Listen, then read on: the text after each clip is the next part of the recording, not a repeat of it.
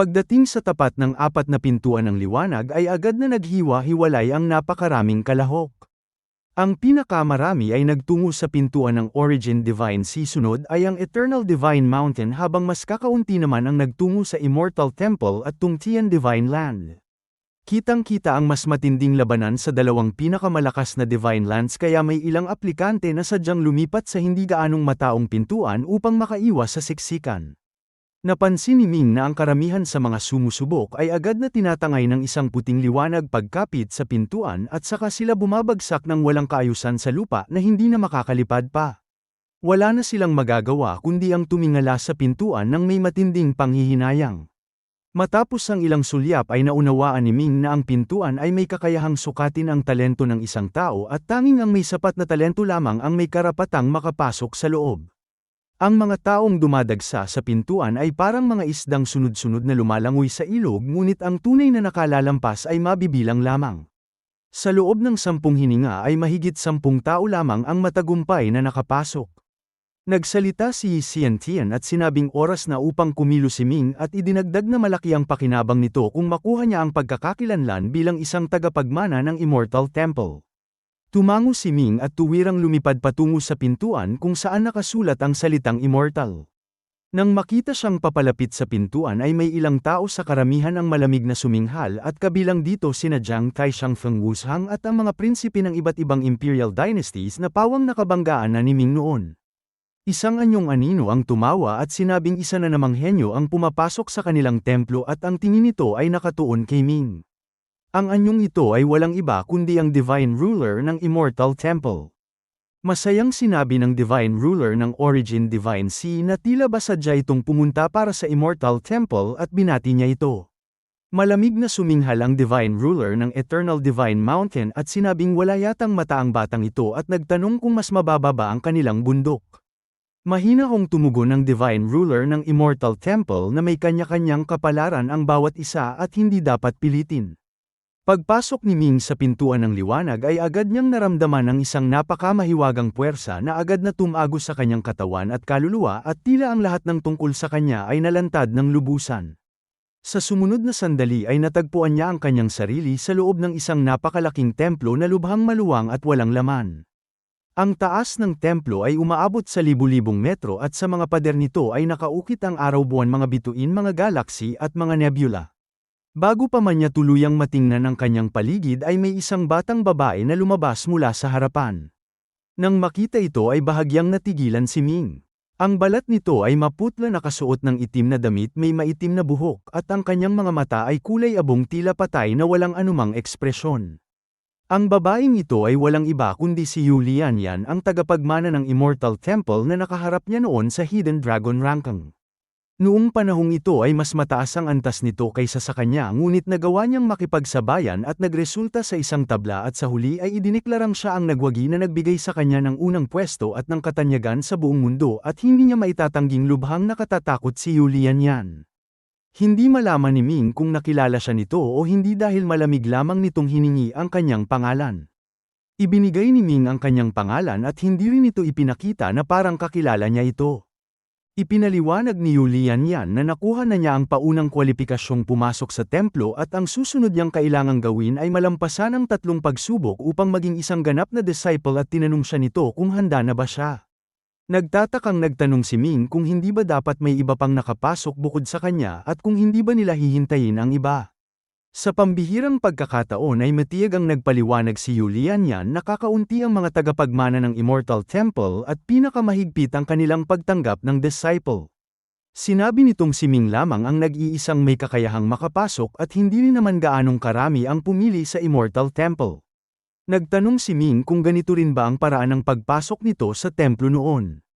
Malamig na ipinaliwanag ni Yu Lianyan na siya ay unang naglakbay sa mortal na mundo sa loob ng 9 na taon bago formal na tinanggap sa templo upang magsanay ng mga eksklusibong teknik. Ayon pa rito, napakaraming tagapagmana ng templo ang naglalakbay sa labas ng mundo, ngunit kakaunti lamang sa kanila ang may kwalipikasyong makabalik. Tumango si Ming at sinabing handa na siya, saka nagtanong kung ano ang 3 pagsubok. Ipinaliwanag ni Yu Lianyan na ang unang pagsubok ay ang talunin siya. Sinukat ni Ming ang babae at sinabing kung hindi siya nagkakamali ay nasa antas ito ng Martial Dominator at nagtanong kung sapat na bang talunin ito upang makapasa. Sumagot si Yulian Yan na tama siya. Hindi nakapagpigil si Ming at sinabing hindi ito patas dahil isa itong ganap na disciple at mas mataas ang antas nito kaysa sa kanya at nagtanong kung bakit kailangan niya itong talunin. Malamig na sinabi ni Yulian Yan na maaari siyang pumili na sumuko. Walang nagawa si Ming kundi tanggapin ito at nagtanong kung ano ang ikalawang pagsubok. Ipinaliwanag ni Yulian Yan na ang ikalawang pagsubok ay ang talunin ng kanyang senior brother. Nagtanong si Ming kung sino ito at sinabi nitong Wu Chen ang pangalan nito at ito ay isang martial saint.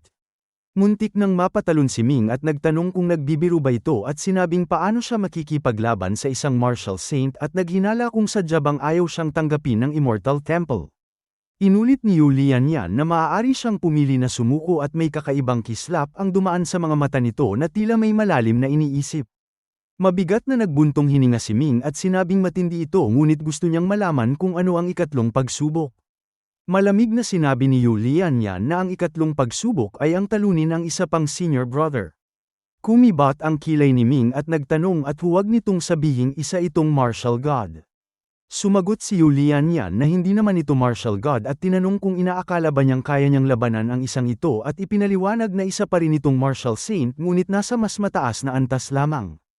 Alam ni Ming na ang antas ng martial saint ay nahahati sa ilang yugto, small saint, great saint at divine saint.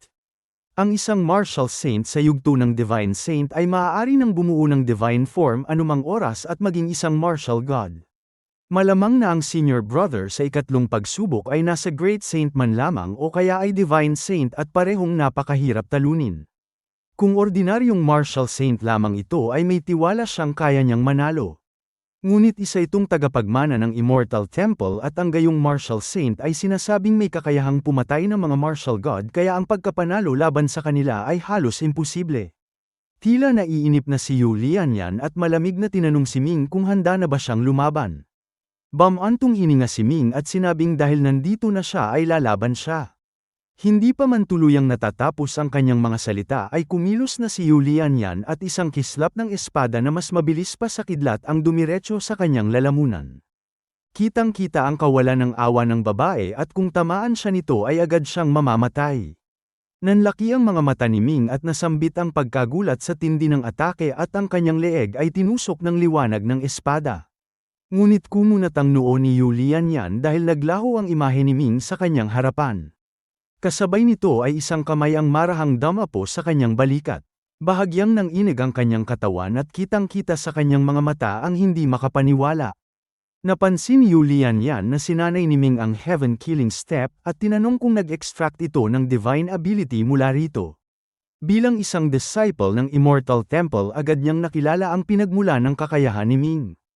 Hindi ito itinanggi ni Ming at sa halip ay nagtanong kung ano ang palagay nito. Sinabi ni Yulian Yan na ito ay napakahusay at unti-unting nanambalik ang sigla ng kanyang katawan bago niya aminin ang pagkatalo. Magalang na tinanggap ni Ming ang pagbati at ngumiti at ang pagkapanalo kay Yulian Yan ay naging madali para sa kanya at ito ay lubos na dahil sa bagong niyang pagkaunawa sa step-by-step killing divine ability. Ang mga martial divine ability ay nagmumula sa martial technique ngunit mas mataas ang antas kaysa sa mga ito at kapag ginamit ay kadalasang nagbubunga ng hindi inaasahang mga resulta. Pinaalalahanan siya ni Yulian Yan na huwag munang magmalaki dahil ang susunod na dalawang senior brother ay nag-extract na rin ng mga divine ability at hindi lamang iisa at pagkasabi nito ay dahan-dahan siyang umatras. Nagkibit ng balikat si Ming at ibinaling ang kanyang tingin sa kaliwang bahagi. Doon nang hindi niya namamalayan kung kailan ay nakatayo ang isang binata na nakasuot ng puting damit at may nakangiting mukha. Tumango ito at ipinakilala ang sarili bilang si Wu Chen at magalang na humingi ng gabay. Magalang na nagbigay galang si Ming at binati ang kanyang senior brother saka nagtanong kung tunay nga itong isang martial saint. Tumango si Wu Chen at ipinaliwanag na kamakailan lamang siya umabot sa martial saint at nahihiya niyang inamin na 8 taon siyang nanatili sa antas ng martial dominator malayong mas mabagal kaysa sa ibang mga senior brother. Hindi nakaimik si Ming sa narinig dahil ang pag-abot sa martial saint sa loob lamang ng 8 taon ay isang pambihirang tagumpay na at kung bibigyan siya ng parehong panahon ay hindi tiyak kung magagawa niya ito ngunit ito pa ay nagrereklamo pa na mabagal. Hinaplos ni Wu Chen ang kanyang ilong at ipinaliwanag na kakaunti lamang ang mga disciple ng Immortal Temple. Sa loob ng mahigit 100,000 taon ay 37 pa lamang silang lahat at karamihan sa kanila ay nasa ibang mga mundo upang magsagawa ng mga misyon. Sa nakaraang 1,000 taon ay bahagyang dumami ang pumasok sa templo ngunit 8 pa lamang sila.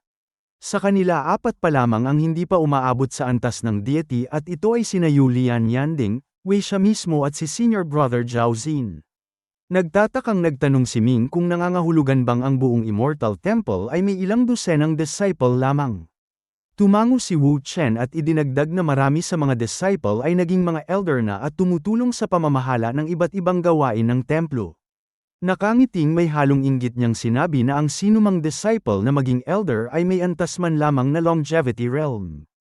Biglang bumilis ang tibok ng puso ni Ming at nagtanong kung ilang elder sa kanilang templo ang nasa longevity realm at kung anong antas na ang kanilang temple leader. Ipinahayag niya na sa kasalukuyan ay may 19 na mga disciple at elder sa Immortal Temple na nasa longevity realm. Tungkol naman sa temple leader, ito ay nasa 7th realm of longevity, 8,000 taon na ang nakararaan at ang kanyang kasalukuyang antas ay maaaring nasa ika-7 pa rin o kaya ay nasa ika-8 na. Namangha si Ming at nagtanong kung nangangahulugan bang mas malakas ito kaysa sa ibang divine ruler ng divine lands. Mahinahong sinabi ni Wu Chen na hindi siya mangahas magkomento tungkol dito at mabilis na ibinalik ang usapan sa pagsubok saka tinanong kung handa na si Ming. Napangiti ng may bahid ng pait si Ming at sinabing isa siyang martial dominator samantalang si Wu Chen ay isang martial saint at nagtanong kung hindi ba ito masyadong hindi patas. Sinabi ni Wu Chen na walang hindi patas dito at kung manalo siya ay may malaking gantimpala siyang matatanggap. Hindi niya alam kung bakit ngunit may bakas ng inggit ang dumaan sa mga mata ng senior brother. Sa isip ni Ming ay naiinis siya at naisip na wala itong dapat ikainggit at hinamon pa sana nito ang mga senior brother na nasa antas ng deity. Mariin niyang pinaandar ang kanyang ruyi robe pati na rin ang ilang uri ng secret crystals upang makapaghanda. Sa harap ng isang martial saint mula sa Immortal Temple ay hindi siya mangangahas na magpabaya dahil maaaring hindi niya malaman kung paano siya mamamatay kung hindi siya mag-iingat. Ngumiti si Wu Chen at sinabing mukhang handa na ang kanyang junior brother. Ipinaliwanag niya na hindi siya gagamit ng armas, hindi gagamit ng divine ability at tanging isang set ng capture ang teknik ng Immortal Temple ang gagamitin niya laban kay Ming. Kung makatagal ito ng 100 atake nang hindi natatalo ay aaminin na niya ang pagkatalo. Sa sang-ayon na sana si Ming nang biglang nawala si Wu Chen. Mabilis ang naging reaksyon ni Ming at agad na pinakilos ang step-by-step killing divine ability at ang kanyang anyo ay nahati sa 12 dosenang anino na patuloy na kumikislap at gumagalaw sa loob ng templo. Masayang tinawag ni Wu Chen ang ginamit ni Ming at sinabing ito mismo ang heaven killing step ng kanilang templo at pinuri niya ito. Itinulak ni Ming ang kanyang divine ability sa pinakasukdulan at malakas na sinabing may matalas na paningin ang kanyang senior brother.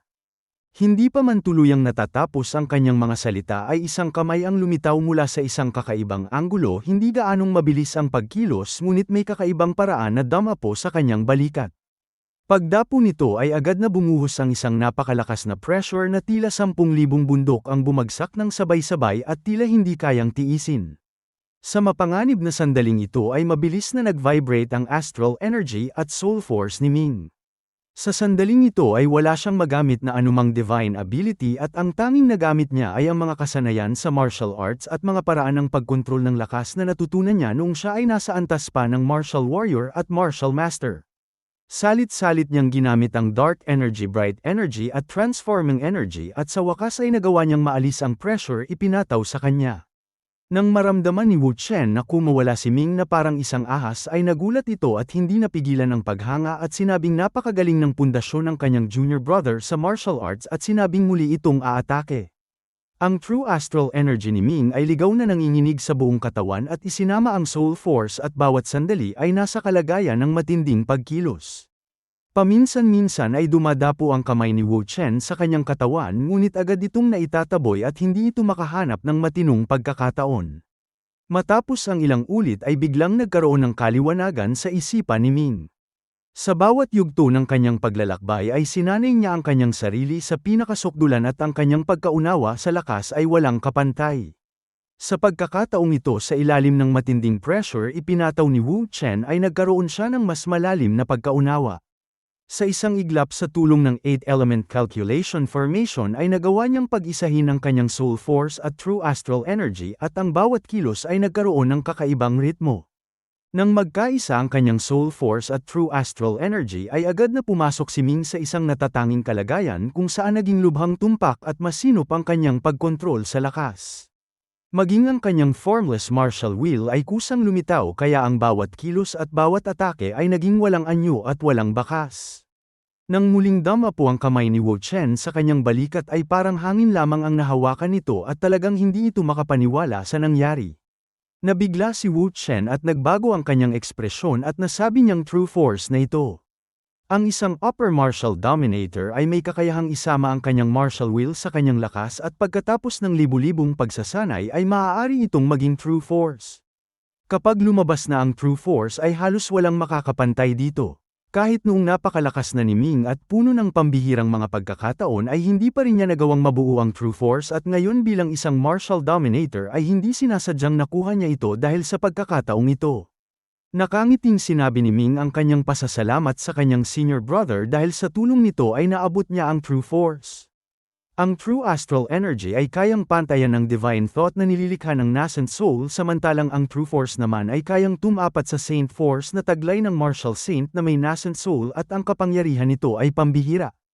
Ang kaharap niyang si Wu Chen ay may pambihirang talento ngunit nasa small saint pa lamang ito at hindi pa nakakalikha ng saint force. Tanging ang mga martial saint na nasa divine saint stage lamang ang may kakayahang bumuo ng saint force tulad ng isang upper martial dominator lamang ang may kakayahang bumuo ng true force. Napangiti ng may bahid ng pait si Wu Chen at biglang umatras saka sinabing sumusuko na siya.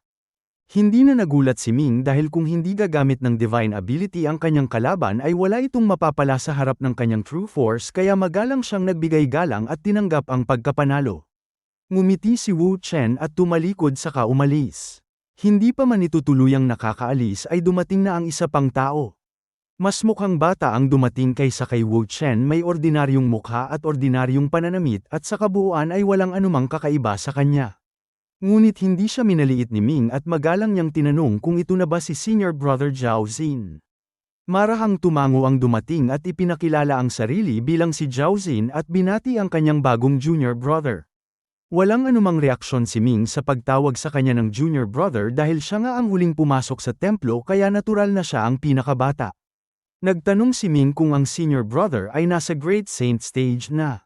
Sumagot si Zhao Xin na 10 taon na ang nakararaan mula nang pumasok siya sa divine saint stage.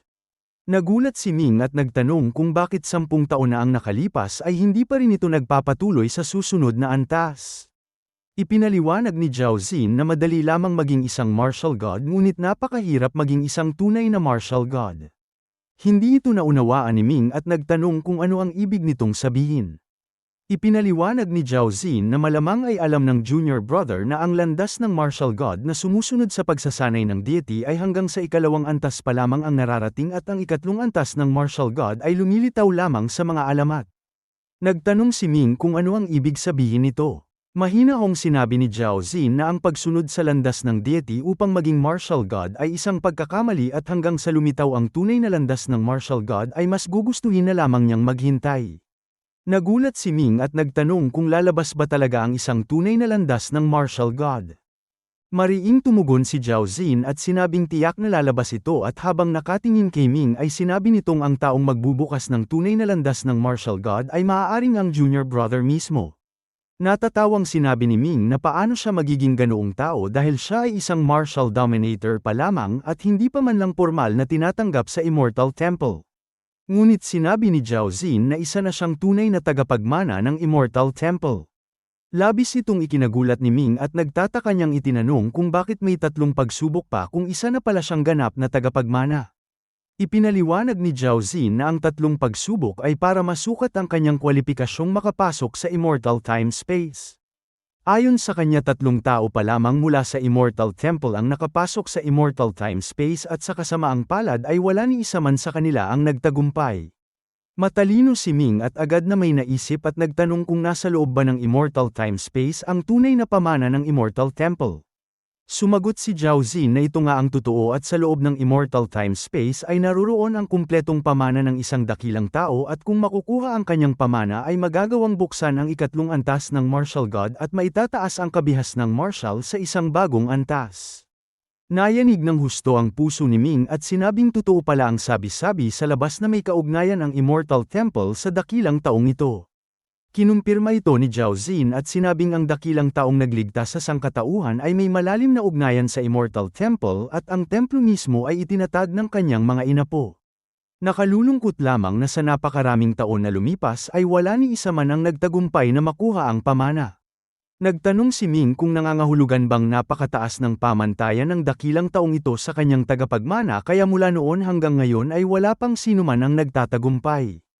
Sinabi ni Zhao Xin na natural na ganoon nga at ipinagmalaki niyang ang mga tagapagmana ng kanilang templo ay kilala sa buong mundo sa kanilang pambihirang talento at kung maging sila ay walang kwalifikasyon ay sino pa sa mundong ito ang mayroon.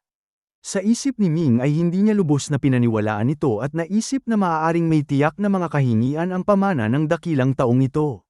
Hindi niya ito sinabi at sa halip ay nagtanong kung kapag nalampasan niya ang pagsubok ng senior brother ay makakapasok na siya sa immortal time-space.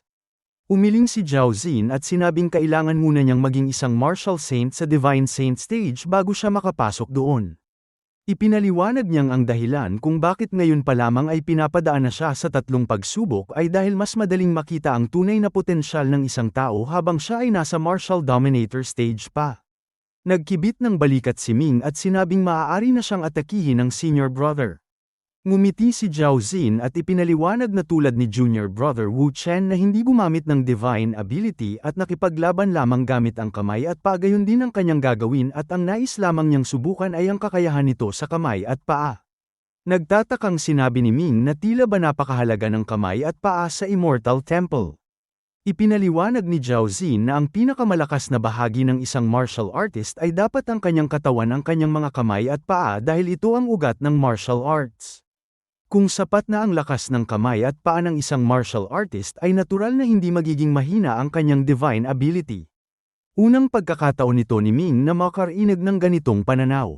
Karaniwan na ang mga martial artist ay lubos na nagbibigay halaga sa mga divine ability at secret arts at hindi na gaanong pinapansin ang kasanayan sa kamay at paa. Tumango siya at sinabing handa na siyang turuan ng kanyang senior brother. Marahang tumango si Zhao Xin inilagay ang dalawang palad ng pasalit-salit at ang kanyang mga paa ay hindi magkalapat ni magkahiwalay at mahina kong sinabi sa junior brother na maaari na itong umatake.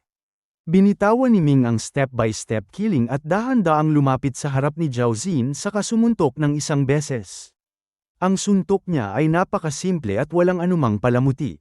Gaya nga ng kasabihan na ang pinakadakilang landas ay ang pinakasimple at ang pinakasimpleng mga atake ay siyang may pinakanakamamatay na kakayahan.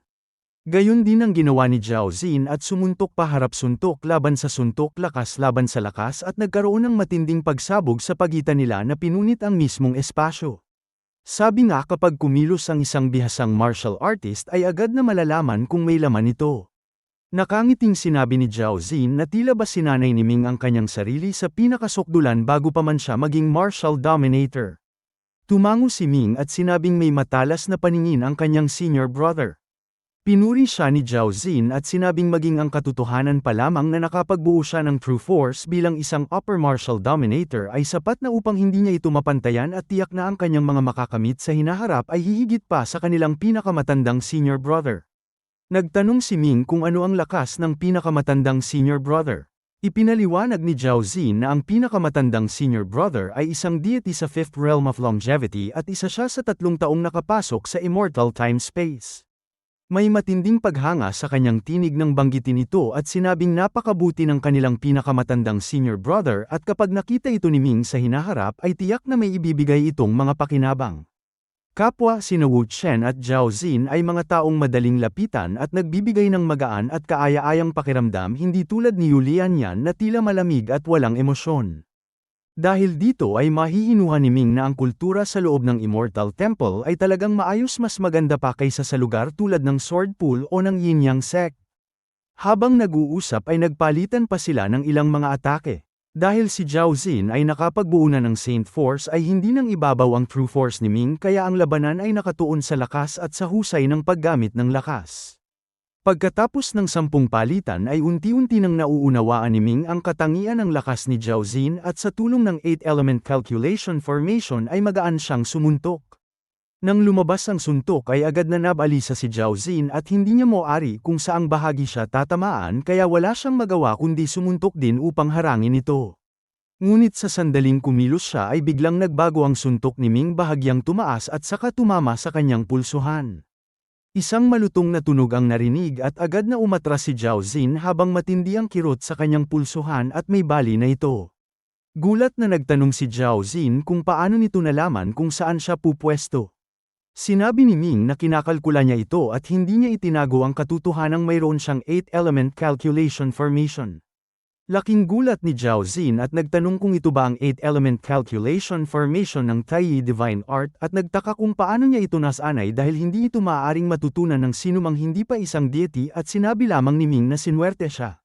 Inalog ni Zhao Xin ang kanyang kamay at mabilis na gumaling ang sugat saka nakangiting sinabi na nalampasan na ni Ming ang 3 pagsubok at mula ngayon ay isa na siyang disciple ng templo at sa hinaharap ay maaari nang makapasok sa immortal time-space. Nagtanong si Ming kung maaari ba siyang lumabas upang panoorin ang Myriad Gods Assembly. Ngumiti si Zhao Xin at sinabing natural na maaari saka siya pinapunta sa harapan ng isang pintuan ng liwanag.